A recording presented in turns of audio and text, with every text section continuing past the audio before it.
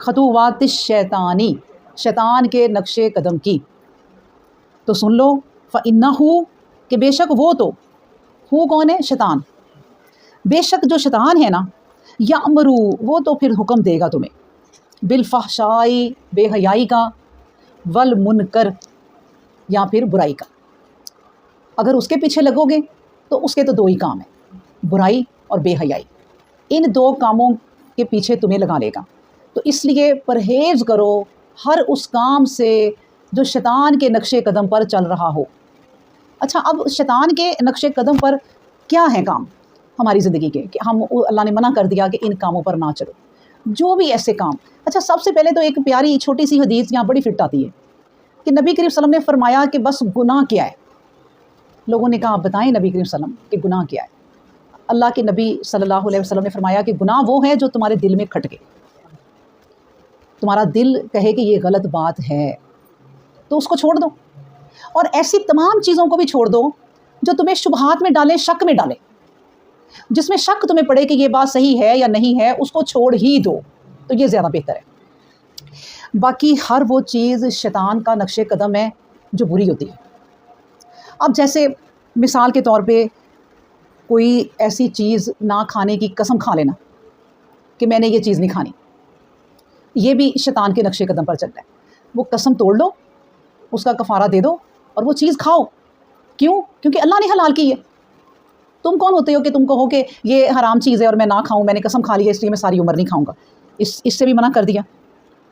बस ये है कि उसका कफ़ारा दे दो। फिर ना एक शख्स ने कसम खाई इस बात पर कि मैं अल्लाह की राह में अपने बेटे को ज़िबा करूँगा।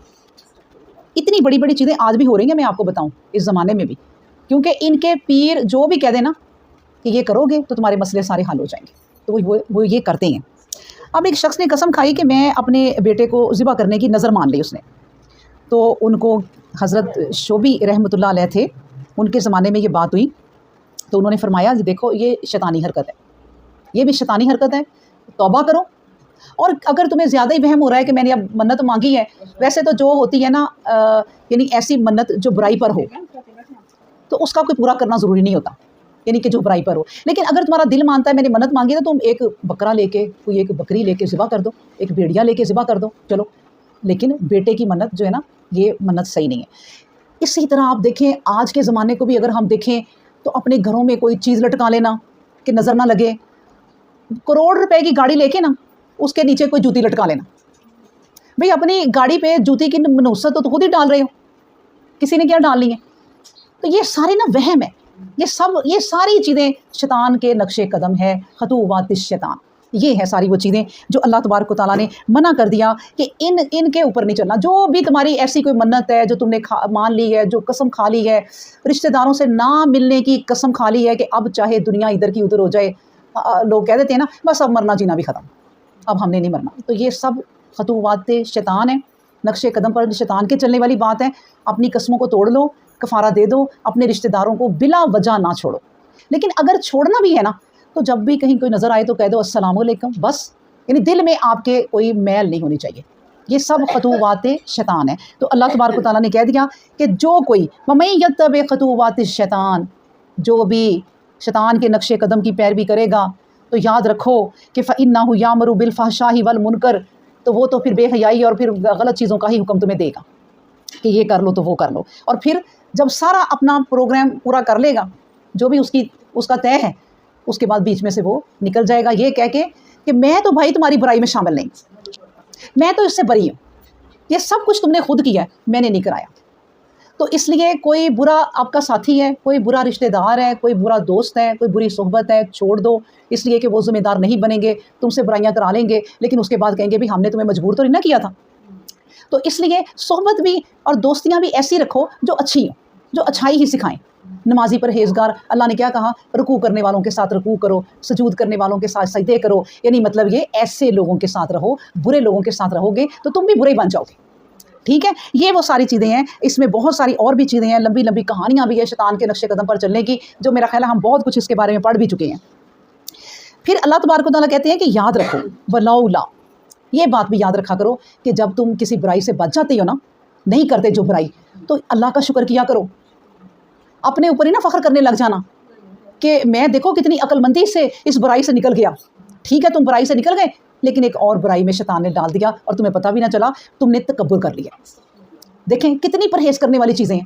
بھئی برائی سے بھی بچے ہو تو اب اللہ کا شکر ادا کرو. اللہ نے کہا وَلَوْلَا فَضْلُ اللَّهِ عَلَيْكُمْ, اگر تم پر اللہ کا فضل نہ ہوتا, وَرَحْمَتُهُ, تو اس کی رحمت نہ اگر ہوتی, مَا زَكَا مِنْكُمْ, کوئی نہ پاک ہوتا تم میں سے, کوئی تم میں سے پاک نہ ہوتا.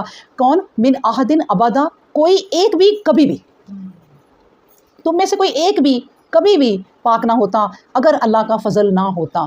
کیونکہ یوسف علیہ السلام کو جب انہوں نے اپنے محل میں بلایا تھا, ملکہ کیا نام تھا ان کا, زلیخا نے, تو انہوں نے مطلب کہ ان کی طرف اللہ تبارک و تعالیٰ نے ہی آیت اتار دی کہ اے یوسف آپ اس کی طرف ہو جاتے متوجہ اگر ہماری رحمت نہ ہوتی. اب ایک جوان لڑکے کو اتنی خوبصورت عورت بلائے اور کوئی بھی نہ ہو, کمرے میں خالی ہو, تو بندہ کہتا ہے ٹھیک ہے اس کی مرضی ہے. اب جب وہ راضی ہے تو مرد کی, تو آپ کو پتا عام مرد, یہ تو پیغمبر کی بات ہو رہی ہے نا, عام مرد کی اوقات کیا ہو سکتی ہے. اب سوچ ہی لیں, ایک پیغمبر کے بارے میں اللہ نے کہہ دیا کہ اے یوسف اگر ہمارا فضل نہ ہوتا تو آپ شاید پھسل جاتے, اللہ نے آپ کو بچا لیا, تو اس پر شکر ادا کریں. بس یہ بات یاد رکھا کرو کہ اگر اللہ کا فضل نہ ہوتا تو میں یہ نہیں کر سکتا تھا. یہ اللہ نے خود ہی بات سمجھا دی, تو تم میں سے کوئی پاکی حاصل نہیں کر سکتا تھا. 100 قرآن پڑھیں آپ, 100 حج کریں آپ, 100 عمریں کریں, 100 مکے کے خانہ کعبہ کے پردے پکڑ کے روئیں, جب تک وہ رب آپ کو پاک نہ کرنا چاہے تو پاک نہیں ہو سکتے. اور رب پاک کرنا کب چاہے گا یہ بھی پتہ ہونا چاہیے, جب آپ کا قلب سلیم ہو, جب آپ کا دل پاک ہو, جب آپ کے دل میں کوئی ملاوٹ نہ ہو, اور وہ جانتا ہے دلوں کے حال. ان اللہ علیم بذات الصدور, اس سینوں کی باتوں کو جانتا ہے. تمہارے سینے اگر پاک ہیں تو وہ تمہیں پاک کر دے گا. اور اگر تمہارے سینوں کے اندر کوئی مطلب ہے کہ میں حاجی کہلاؤں, میں عمرہ کر کے آؤں, میری واہ واہ ہو جائے, میں مسجد میں 5 وقت جاؤں, لوگوں کو تو پتہ چلے نا کہ میں نماز پڑھ رہا ہوں, تو یہ باتیں اللہ جانتا ہے. تم 100 پاک ہونا چاہو وہ تمہیں پاک نہیں کرے گا. تو اس لیے ان باتوں کی گہرائیوں کو سمجھنا. پھر کہا کہ ولاکن اللہ, اور لیکن اللہ, یاد رکھو اللہ کیا ہے, یزکی من یشاء, وہ جس کو چاہتا ہے پاک کرتا ہے. سب کوئی نہیں پاک کر دیتا. لاکھ لوگ جاتے ہیں نا حج کرنے کے لیے, تو ان میں سے کوئی 10 ہی ہوتے ہیں جن کا حج قبول ہوتا ہے. اور وہ کون سی ہوتی ہیں؟ ولاکن اللہ یزکی من یشاء, جس کو اللہ چاہے پاک کرنا اس کو پاک کرتا ہے. اور وہی بات, اللہ کس کو چاہے گا؟ جو خود پاک ہونا چاہتا ہے اس کو. واللہ سمیع علیم, اور یاد رکھو اللہ کی وہ ذات ہے جو خوب سننے والا ہے اور خوب علم رکھنے والا ہے. اس سے آگے نہ تو کوئی سن سکتا ہے اور نہ اس سے آگے کوئی علم رکھ سکتا ہے. پوری دنیا کے جو علم ہے وہ اسی کی طرف ہے. اس کے بعد ہم اگلی آیت پڑھتے ہیں. آیت نمبر ہماری ہے یہ اب 22. ولا یأتلی اولو الفضل منکم, ولا اور نہ, یأتلی قسمیں کھاؤ, قسمیں نہیں کھانی چاہیے. کن کو؟ اولو الفضل منکم, تم میں سے جس کو فضل دیا اللہ نے, وہ کوئی قسمیں نہ کھا بیٹھیں. بس سعادی, یا جس کو وسعت دی ہے. فضل اور وسعت ایک ہی بات ہے. دولت, چیزیں, اللہ نے جو برکتیں دی ہیں تمہیں, ان کی بات ہو رہی ہے کہ ان لوگوں کو جن کو اللہ نے دنیا کی سہولتیں دی ہیں, مال دیا ہے, وسعت دی ہے, ہر طرح کی سہولت دی ہے, وہ قسمیں نہ کہیں کہاں بیٹھیں. کون سی؟ کہ این یوتی اول القربا, کہ میں اپنے قریبی رشتہ داروں کی مدد نہیں کروں گا, وہ یہ قسمیں نہ کھائیں. والمساکینی, اور مسکینوں کی بھی مدد نہیں کروں گا. والمہاجرین, اور مہاجرین کی بھی میں قسم کھا لی کہ مدد نہیں کروں گا. فی سبیل اللہ, اللہ کی راہ, اللہ کی راہ میں اب کوئی کسی کی مدد نہیں کروں گا. انہیں یہ بات زیب نہیں دیتی جن پہ ہم نے اپنا فضل کیا اور اپنے وسعت دی, فراخی دی, کشادگی دی, رزق بے شمار دیا, دولت دی, اور وہ یہ قسمیں کھا لیں کہ میں اپنے رشتہ داروں کی مدد نہیں کروں گا.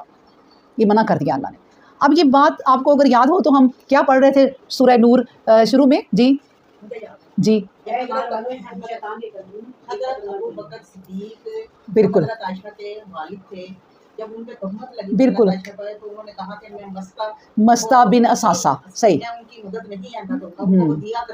جی جی جی, مدد کیا کرتے تھے.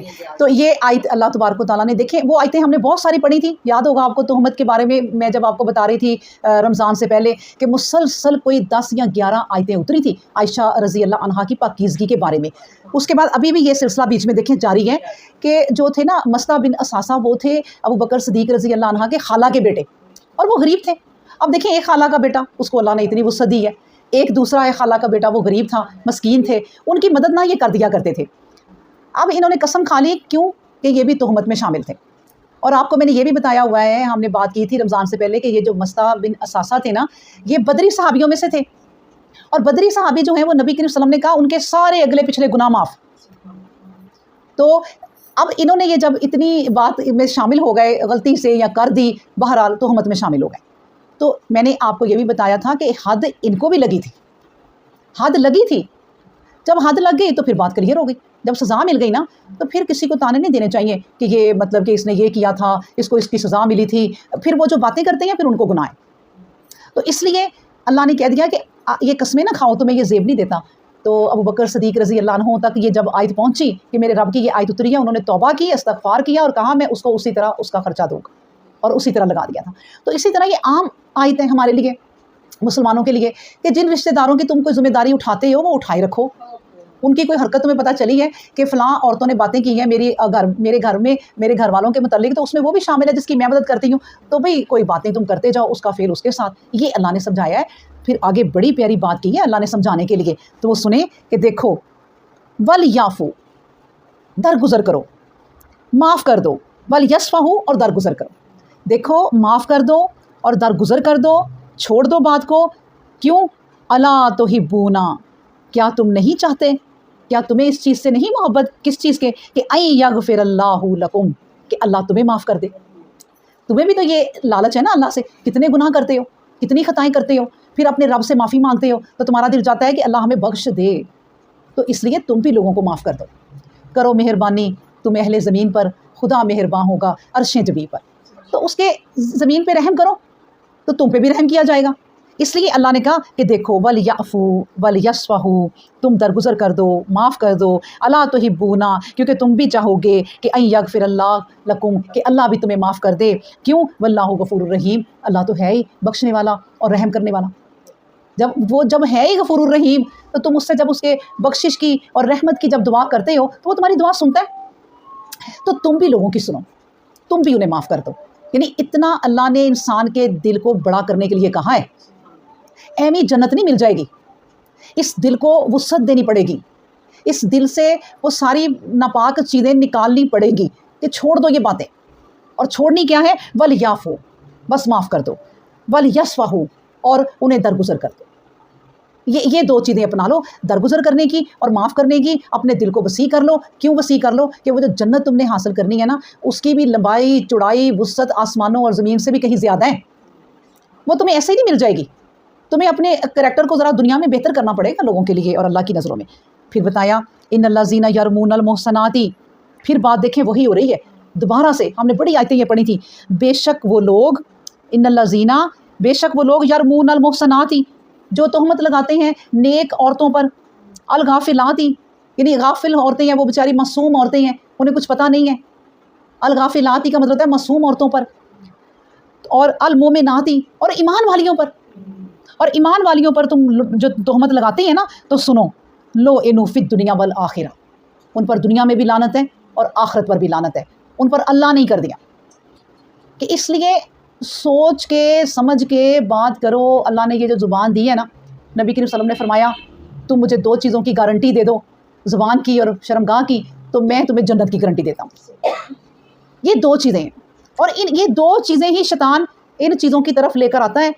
ان چیزوں میں اس کو گھیرتا ہے کہ جب وہ غصے میں بولتا ہے تو شیطان آ جاتا ہے بیچ میں، بولو بولو بھائی اور بولو، گالیاں نکالو، اچھی بات ہے. معاملات بگڑ جاتے ہیں غصے میں، زبان سے. تو اس لیے اس زبان کی گارنٹی مجھے دے دو. تم اس کو سوچ کے کھولو اور ایمینی کے پہلے تولو اور پھر بولو.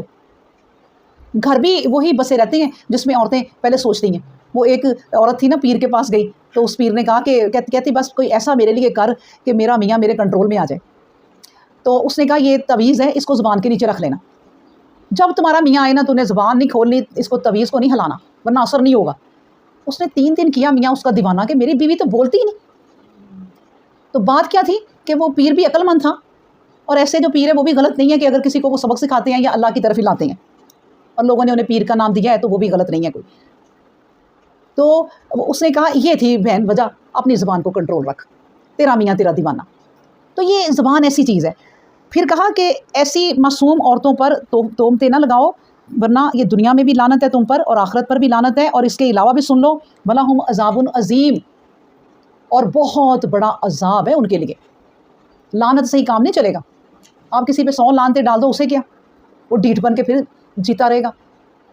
تو لیکن اللہ نے کہا لعنت بھی ڈلی ہے، مگر وَلَهُمْ عَذَابٌ عظیم، تمہیں عذاب بھی اب بہت بڑا دیا جائے گا جو کسی پر الزام لگاتا ہے۔ یاد رکھو یوم تشہد علیہم، یہ بات یاد رکھو تو پھر تم بچ جاؤ گے ان برائیوں سے۔ وہ کون سی ہے کہ اس دن تشہد علیہم، تم پر نہ گواہی دے گا، تم پر گواہی دیں گے کیا، السینتہم، تمہاری زبانیں، تمہاری اپنی زبانیں، وایدیہم، اور تمہارے اپنے ہاتھ، وارجلہم، اور تمہارے پاؤں۔ یہ مین اعضاء کا نام لے لیا، ورنہ ایک ایک چیز بولے گی، یہ ایک ایک رگ بولے گی اس کے خلاف۔ اللہ نے مین چیزوں کے نام دے دیے کہ یہ ہاتھوں سے تم نے جو کام کیا، پاؤں سے چل کے جو برائیوں کی طرف گئے، یہ جو تم زبانوں سے تم نے زبانیں چلائیں، غصے میں آئے، یہ سب چیزیں نا خود گواہ دیں گی۔ کیوں؟ بما کانوا یعملون، کس چیز کی گواہی دیں گی؟ جو تم دنیا میں عمل کرتے رہے، اس کی گواہی یہ چیزیں تمہاری اپنی دیں گی۔ کیونکہ آپ کو میں نے بتایا تھا یہ بھی واقعہ کہ ایک بندہ ہوگا نا تو وہ کہے گا کہ اللہ یہ جو رشتہ دار سامنے کھڑے ہیں یہ تو دنیا میں بھی میرے دشمن تھے، اب بھی میرے دشمن ہیں، یہ تو اب بھی مجھے یہاں بھی نہیں جینے دیں گے، ان کی گواہی نہ میرے خلاف لیں، کیونکہ وہ گواہی دیں گے کہ اس نے ہمارے حق مارے ہیں۔ اللہ کہے گا ٹھیک ہے۔ اب فرشتوں کی گواہی، وہ کہے گا نہیں اللہ فرشتوں کی بھی گواہی بھی نہیں مجھے چاہیے، آپ میری بات سنیں۔ اسے اپنے پہ کانفیڈنس ہوگا کہ میں خود اپنے آپ کو کلیئر کر لوں۔ اللہ کہے گا ٹھیک ہے کرو، سارا وہ جھگڑا کرے گا۔ اللہ کہے گا میں نے تمہاری ساری باتیں سنی، ٹھیک ہے، اب کوئی تمہارے متعلق گواہی نہیں دے گا، تم خود دو گے، یہ تمہاری زبان اس پہ مہر لگا دیں گے اللہ، ہاتھوں پہ ہر چیز پہ، اور کہیں گے اب تم چپ رہو، تمہاری زبان پہ مہر لگ گئی، تمہارا جسم ہی تمہاری گواہی دے گا۔ نبی کریم صلی اللہ علیہ وسلم نے جب یہ حدیث سنائی تو کہتی ہیں اتنا ذرا ہنسے کہ جباڑیں تک نظر آئیں کہ کیونکہ اس بندے نے سر پہ ہاتھ مار کے کہا کہ ہائے اے جسم، تجھے ہی تو بچانے کے لیے سب کچھ کر رہا تھا اور تو نے میرے خلاف گواہی دے دی۔ تو یہ جو جسم اللہ نے بنایا ہے، یہ جو پورا انسان اللہ نے بنا کے کھڑا کر دیا ہے نا، تو جس نے بنایا ہے نا، الا یعلم من خلق، جس نے بنایا کیا وہ نہیں جانے گا؟ یا جس نے بنایا وہ کنٹرول نہیں کر سکے گا اس کو؟ وہ اس ساری مشینری کو کنٹرول کرنا جانتا ہے، وہ جس نے بنایا ہے۔ اس نے تو ہمارے دماغ کے اندر ایسی سمز رکھی ہوئی ہیں، جو ہم موبائل میں سم ڈالتے ہیں، ہمارے دماغ کے اندر کئی سمز ہیں جن کے اندر ہمارا سارا ڈیٹا محفوظ ہے، جو بھی ہم بات کرتے ہیں وہ محفوظ ہو جاتی ہے۔ کبھی کبھی آپ اس بات کا میں آپ کو یہ تجربہ بتاتی ہوں کہ کبھی بیٹھی آپ کبھی سوچتی ہیں نا تو آپ کا دماغ ایک دم 50 سال پیچھے پہنچ جاتا ہے، 30 سال وہ یاد آپ کی نا دماغ میں آتی ہے ایک دم بیٹھے، حالانکہ آپ نے تو کوئی یاد نہیں کیا۔ کیوں؟ کیونکہ وہ اس وقت وہ سیڑھی چلتی نا آگے آ جاتی ہے، وہ جو چیز آپ کے دماغ کے سامنے آ جاتی ہے، تو جس طرح یہ کیمرے کے سامنے جو چیز چلتے آ جائے گی وہ دکھا دے گی۔ تو اللہ نے تو انسان کو جو بنایا بڑا پرفیکٹ بنایا ہے۔ اگر اللہ نہیں نہ کہے گا کہ چلو ٹھیک ہے میں بھی تمہیں برا نہیں کہتا، تو بھائی تمہارا تو جسم ہی تمہیں برا کہہ رہا ہے، اب تم اور کون سی گواہی لاؤ گے؟ کس طرح اپنے آپ کو کلیئر کرو گے؟ تو اس لیے اللہ نے کہا دیکھو ان برائیوں سے، دنیا کی برائیوں سے تم تب بچ سکتے ہو، میں بتا دیتا ہوں تمہیں۔ تو میں آپ سے کہتی ہوتی ہوں کہ سلیبس ہی بتا دیا کہ قیامت میں کیا کیا ہونا ہے۔ اللہ نے کہا دیکھو اس دن تمہاری جو اپنی زبانیں ہیں نا، تمہارے اپنے ہاتھ، تمہارے اپنے پاؤں بولیں گے، تو شکر کرو بتا دیا، تو اب احتیاط کرو، شکر کرو بتا دیا، یہ سوال آنے ہیں یاد کر لو۔ ہمارا تو پیپر ہی سامنے کلیئر ہے، دیکھا جائے تو اتنا تو ایگزیکٹ کوئی بھی نہیں بتا سکتا سلیبس۔ دنیا میں ماسٹر کوئی سلیبس بتائے گا نا تو وہ بھی بتا دے گا 10 تو اسے پتہ ہے یہ سوال آنے، لیکن وہ کر کے نا 50 ہی بتائے گا کہ بھائی یہ تیاری کرو، یہ بھی کرو، اس بہانے تم تھوڑا سا پڑھ لو گے، پتہ ہے کہ ان میں سے سارے 50 تو نہیں نہ آنے۔ اللہ نے تو وہی بتا دیے جو آنے ہیں، پھر بھی کوئی تیاری نہ کرے تو اس سے نکما اس دنیا میں کوئی نہیں ہے۔ تو اس لیے پھر اللہ نے کہا اس کے لیے جہنم تیار کھڑی ہے۔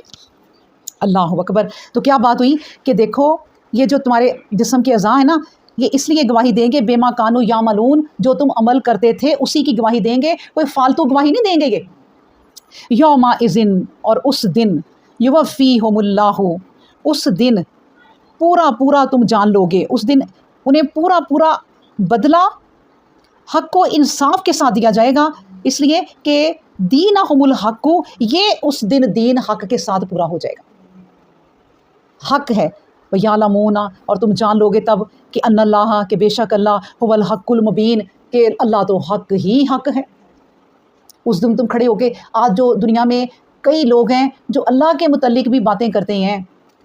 اب ہر انسان کے ذہن میں نا باتیں آ جاتی ہیں. میں آپ کو بتاؤں, اب پہلی بات تو ایک فضول سی بات آتی ہے ذہن میں, لیکن بڑی آ جاتی ہے کہ یار اللہ کیا ہے, اللہ کیا ہے اور اللہ کب سے ہے, پھر اللہ کو کس نے بنایا.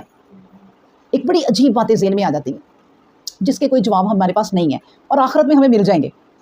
بات یہ ہے کہ ہم نے صرف ایمان رکھنا ہے پکا. اب دیکھیں میں یہ جب نیٹ دیکھ رہی تھی آج کل, تو جتنا بھی میں فلسطین کے بارے میں دیکھتی ہوں تو رک کے نا دماغ آگے چلتا ہی نہیں ہے. تو دماغ میں نا یہ بات آتی ہے, اللہ ان کی مدد کیوں نہیں آپ کر رہے. ہم یہاں پر گندی مندی عورتیں بیٹھ کے تو اس سے دعائیں کرتی ہیں, ہماری کئی دعائیں قبول ہو جاتی ہیں. اللہ ہمارے دکھ اتنے اہم بھی نہیں ہوتے اور ہم ان دکھوں سے نکل آتی ہیں. اللہ ان کی مدد کیوں نہیں کر رہے.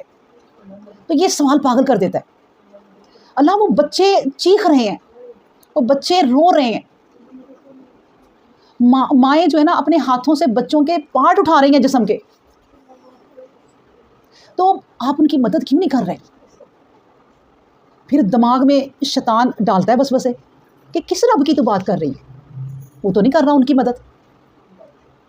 تو وہ جب ان کی مدد نہیں کر رہا, جہاں خون ہی خون اور جہاں فلسطین آخری سانس لے رہا ہے, ختم کہانی ان کی ختم ہو رہی ہے. پھر بات یہ ہے کہ اللہ جب کہتا ہے نا کہ میری حکمتوں کو تم نہیں سمجھ سکتے, پھر میرے دماغ میں آیا کہ دیکھو اللہ نے قرآن میں کہا کہ وہ خندقوں والے تباہ ہو گئے, انہوں نے پورے کے پورے شہروں کو خندقیں بنا کے جلا دیا زندہ لوگوں کو. میں وہ واقعہ بھول گئی, پھر مجھے یاد آیا کہ پورا شہر انہوں نے بھی جلا دیا تھا. تب نے کہا ان کا قصور کیا تھا, صرف ایمان لائے تھے. تو یہ جو اب پھر میں نے ایک بچے کی کہانی دیکھی, وہ بچہ مرتے وقت کہہ رہا ہے کہ بابا مجھے 2 فرشتے نظر آ رہے ہیں, ایک فرشتہ میرے قریب ہے, ایک ذرا دور ہے. پھر یہ بات اللہ نے بتا دی اپنی کہ دیکھو یہ تم لوگ جو وہم کرتی ہو, یہ عورتیں یا مرد ہم لوگ جب دیکھتے ہیں تو دیکھو وہ میرے پاس ہی آ رہے ہیں, ایک قدم بھی نہیں ہے جنت کے فاصلے پر. ان کی آزمائش ہے, اور آزمائش کیوں ہے کہ ان کے بچے میں وہ ایمان ہے جو ہم بوڑھوں میں بھی وہ ایمان نہیں. پھر تھوڑی سی بات سمجھ میں میری آئی کہ ایمان کے لحاظ سے امتحان ہوتا ہے. اگر ہماری ساری زندگی بڑی پھولوں کی طرح گزر گئی ہے نا, پھولوں کی سیج پہ گھر میں, تو اس کا مطلب ہے ہمارا ایمان کوئی کچھ نہیں تھا. اللہ نے کہا جتنا ہے بھائی رکھ لو, اس کو میں جنت میں لے جاؤں, یہ آزمائش کے قابل نہیں ہے. ہمیں آزمایا ہی نہیں, اس کا کرم ہے. ان کے ایمان بڑے مضبوط ہیں, وہ بچے مرتے دم تک بھی اللہ ربی ربی کر رہے ہیں کہ وہ اللہ ہمارا رب ہے. بالکل اس خندقوں والی کہانی جو بچے نے بھی کہا تھا کہ نہیں اللہ ربی اللہ ہی میرا رب ہے.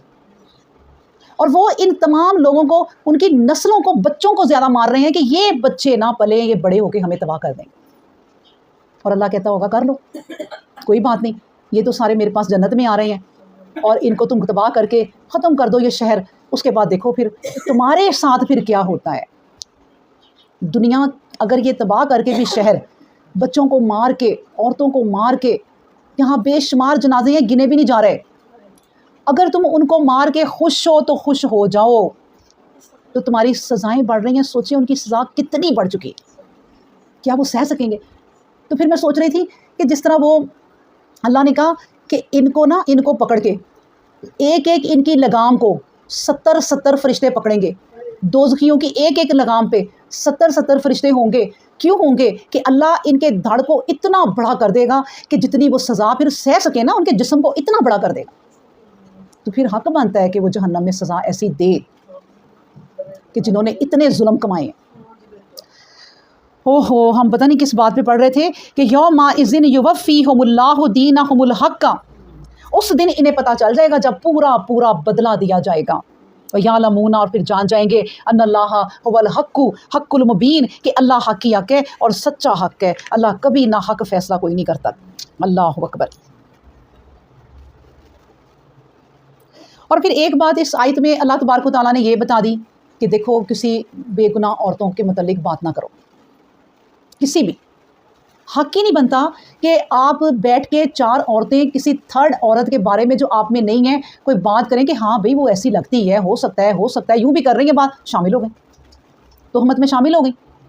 یہ اللہ نے ہمیں سکھائی ہیں باتیں کہ دیکھو عائشہ رضی اللہ عنہا پر جو تہمت لگی تھی، تم ایک دوسرے کے بارے میں نہ لگانا، یہ عام آیت ان کے لیے خاص تھی، ہمارے لیے یہ عام آیت ہے کہ اس سے ہمیں یہ سیکھنا ہے کہ کسی کے متعلق، چاہے کوئی عورت ہو، مرد ہو، لڑکا ہو، لڑکی ہو، اس کے متعلق کبھی کبھی 2 بچہ بچی اگر کہیں بیٹھے ہوئے ہیں ان کے متعلق یوں بات نہ کرو، دیکھا بھی کبھی غلط ہو جاتا ہے، بات ہی نہ کرو کہ بھائی یہ ہمیں نہیں پتہ واللہ اعلم، پھر نجات مل سکتی ہے اس کام سے، ورنہ اللہ نے کہا اس کی سزا ہے کوڑے، اور وہ دنیا میں اگر نہیں لگے تو آخرت میں لگ جائیں گے، اور اس کے علاوہ بھی پھر سزا ہے اور پھر لعنت بھی ہے جو معصوم عورتوں پر الزام لگاتے ہیں۔